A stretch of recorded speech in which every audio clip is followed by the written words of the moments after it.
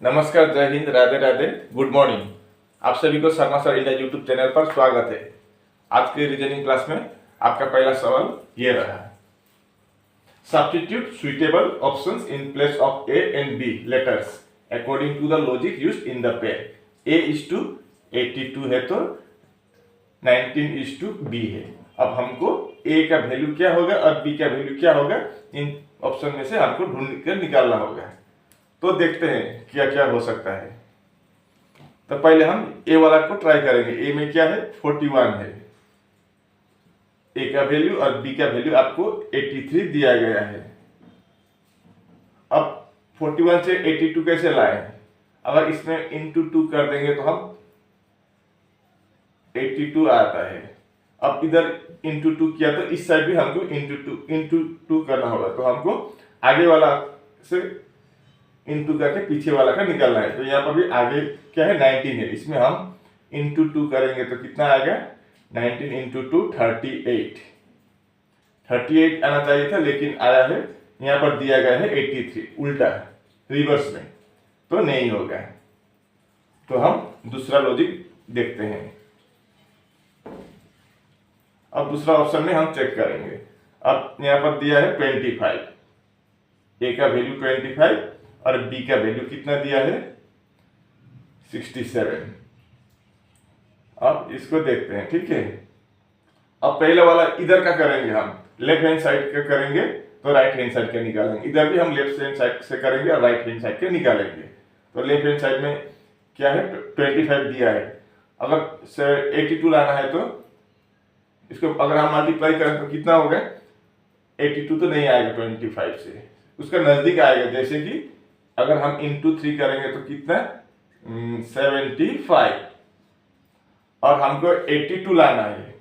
तो हम क्या करेंगे, इसमें +7 अगर हम कर देंगे तो 82 आ जाएगा। अब उसी प्रकार से यहाँ भी हम इंटू 3 किया था, तो यहाँ पर भी हम 19 का इंटू 3 करेंगे तो 19 इंटू 3 57। यहाँ पर क्या प्लस किया, 7। तो यहाँ पर अगर हम 7 प्लस करेंगे तो कितना होगा, 64। हमको आना चाहिए था 67, आ गया 64। मतलब ये नहीं है, +7 से नहीं होगा। तो कितना प्लस करने से 57 और 67 आएगा।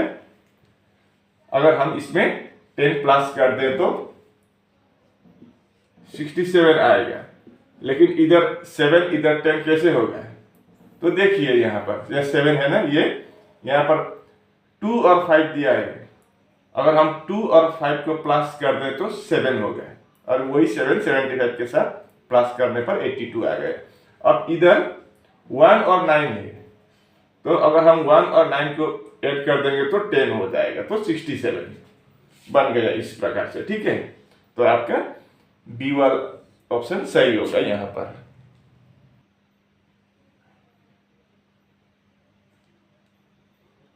ये रहा अगला सवाल। Statement all A are B, some A are C और नो बी इज डी। चलो हम इसका वेन डायग्राम बनाते हैं। ऑल ए आर क्या है,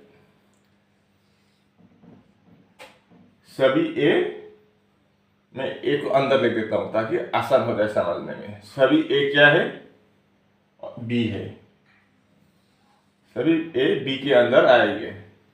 अब सम ए आर सी, कुछ ए क्या है, सी है। अब तीसरा में बोला है नो बी इज डी। अब कोई भी बी का कौन सा है, ये वाला बी का है, तो कोई भी बी डी नहीं है। मतलब बी और डी का संबंध दूर दूर तक नहीं है। अब कंक्लूजन देखते हैं। सम सी आर बी, कुछ सी क्या है, बी है। बिल्कुल सही है ये। अब ऑल सी आर डी, सभी सी डी, तो सी और डी का संबंध यहाँ पर नहीं दिखा है, तो ये आपका गलत हो जाएगा। अब सम डी आर ए, कुछ डी ए है। कुछ डी ए तो बिल्कुल नहीं होगा, क्योंकि सभी ए बी के अंदर आता है। अब बी का डी के साथ कोई संबंध नहीं है, तो आपका ए के साथ होने का कोई सवाल ही पैदा नहीं होता है। तो तीसरा भी आपका गलत होगा। तो ओनली 1 फॉलोस होगा, आपका ए सही होगा यहाँ पर।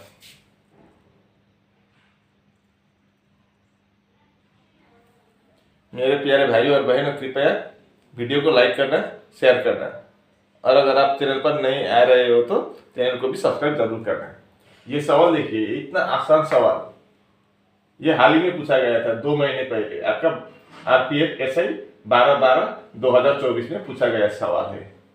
मैंने सिर्फ ऑप्शन में चेंज किया है, सवाल सेम टू सेम है।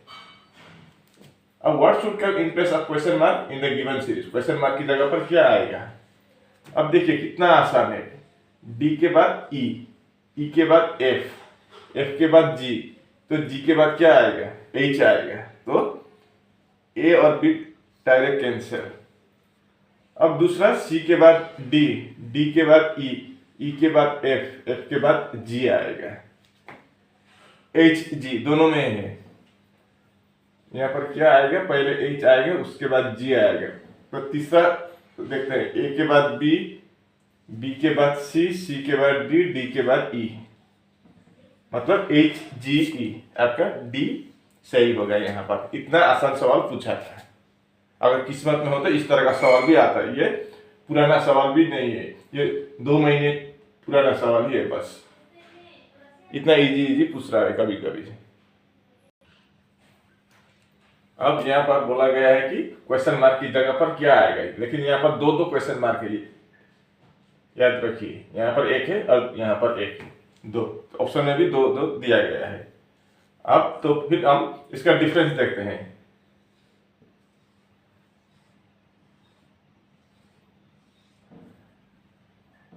इसको अंडरलाइन कर देते हैं।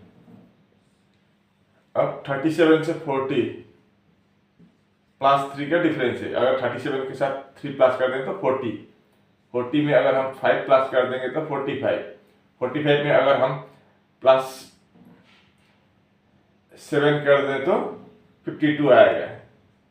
तो 3 5 7 9 अगर हम यहाँ पर कर देंगे तो कितना आएगा, 61। ठीक है, यहाँ पर 61 दिया गया है। तो 9 के बाद क्या 11 कर दें तो 61 और 11 कितना आएगा, कितना होगा 72, लेकिन 76 है, मतलब यहाँ पर 9 नहीं होगा। अगर 9 नहीं होगा तो ऊपर भी 61 नहीं होगा। अगर 61 नहीं होगा तो आपका ए वाला ऑप्शन भी आपका गलत हो जाएगा।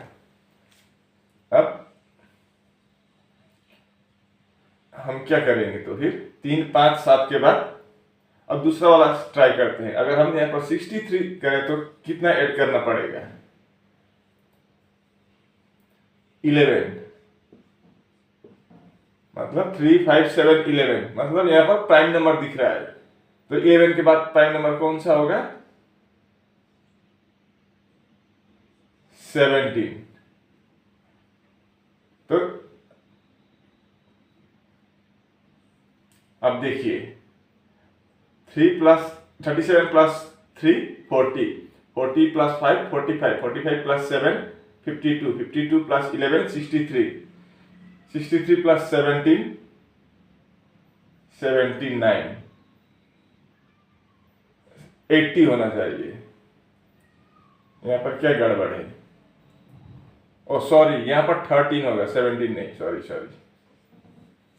अगर हम 13 कर दें तो 11 के बाद 13 आता है दूसरा।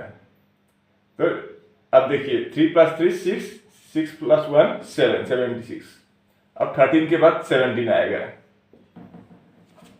तो 6 और 7 13, 7 + 1 8 और 1 9, 93, मतलब 63 और 93 हो गया। यानी कि आपका बी सही होगा आंसर। ठीक है, इस सवाल को देखिए, ये आपका ब्लड रिलेशन से है। Q is the wife of P, Q P के वाइफ है, तो P हस्बैंड हो जाएगा।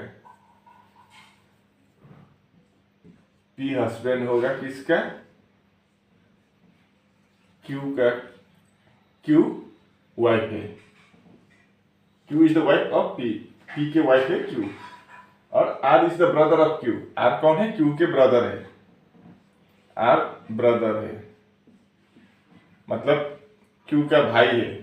तो P का क्या लगेगा, R साला लगेगा, बीबी का भाई। अब S is the father of Q, S Q के पापा है, किसका, Q का। तो आर का क्या लगेगा, अगर क्यू का पापा है तो आर का भी पापा लगेगा, क्योंकि क्यू और आर भाई बहन है। तो पी का क्या लगेगा, ससुर लगेगा, उसके पत्नी का पिताजी है तो ससुर लगेगा पी का। अब you is the daughter of P, you कौन है, पी के डॉटर है। अगर पी का डॉटर है तो क्यू का भी डॉटर होगी, क्योंकि ये दोनों पति पत्नी है। अब T is the son of Q, T Q के सन है, बेटा है। अगर क्यू का बेटा है तो पी का भी बेटा होगा, क्योंकि पी और क्यू पति पत्नी है। तो अगर ये दोनों पति पत्नी है तो, और ये टी बेटा है तो ये, और ये बेटी है तो इन दोनों का रिलेशन क्या होगा, भाई बहन का रिलेशन होगा। इधर भी क्यू और आर भाई बहन है, और इधर भी टी और यू भाई बहन है, याद रखिए। अब सवाल देखिए मेन यहाँ से, how is S related to U, S क्या लगता है यू का, यू का क्या लगेगा एस, यही पूछा है। तो यू का पहले क्यू के साथ संबंध निकालना होगा, क्या संबंध है, यू का माँ है क्यू, और क्यू के पापा है, माँ के पापा, यानी कि नाना होगा, दादा नहीं नाना होगा।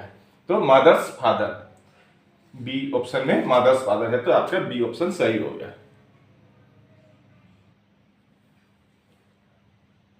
इस सवाल को देखिए, ये आपका पजल से है।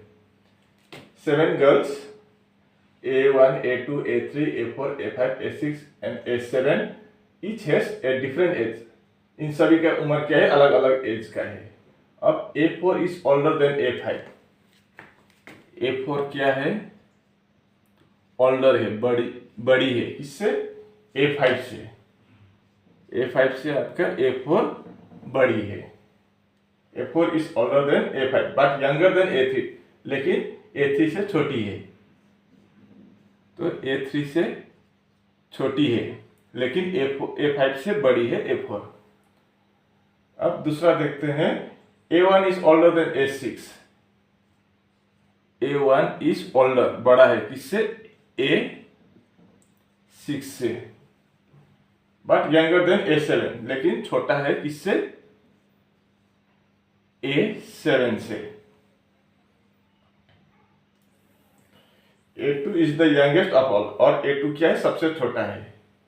अब यहाँ पर एक लाइन हमने पहले छोड़ा, वो ध्यान से देखिए क्या है ये line, only 2 girls are older than A5, A5 से सिर्फ 2 ही लड़की क्या बोला है, बड़ी है, तो यही 2 होगी।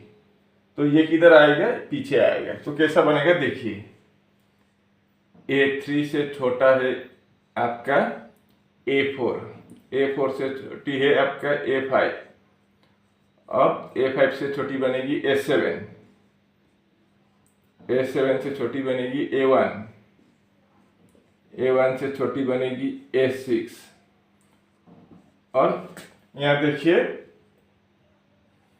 A2 is the youngest among all, A2 सबसे छोटी है, तो A2 लास्ट में आएगी, सबसे छोटी वाली। अब यहाँ पर देखिए ये only 2 girls are older than A5, A5 से सिर्फ 2 लड़की बड़ी है, तो ये बन गया हमारा चार्ट, फाइनल चार्ट। अब फाइनल में सवाल में पूछा है, the age of how many girls are between the ages of A3 and A1, A3 यहाँ है और A1 यहाँ है, A3 के एज के और A1 के एज के बीच के कितने एज के लड़की है। तो यह ऐसे भी बोल सकते हैं, समझ सकते हैं कि आप A3 और A1 के बीच में कितने आदमी हैं या कितने लड़कियां हैं, तो कितनी होगी, यहाँ पर 1 है, यहाँ पर 1 है, यहाँ पर 1 है, तो कुल मिलाकर 3 होगी। तो आपका डी ऑप्शन में 3 है, तो आपका डी आंसर हो जाएगा। अगर वीडियो अच्छी लगी तो वीडियो को लाइक करना, शेयर करना और कमेंट करना, और अगर आप चैनल पर नए हो तो चैनल को भी सब्सक्राइब जरूर करना। आज का वीडियो यहीं समाप्त होता है। नमस्कार।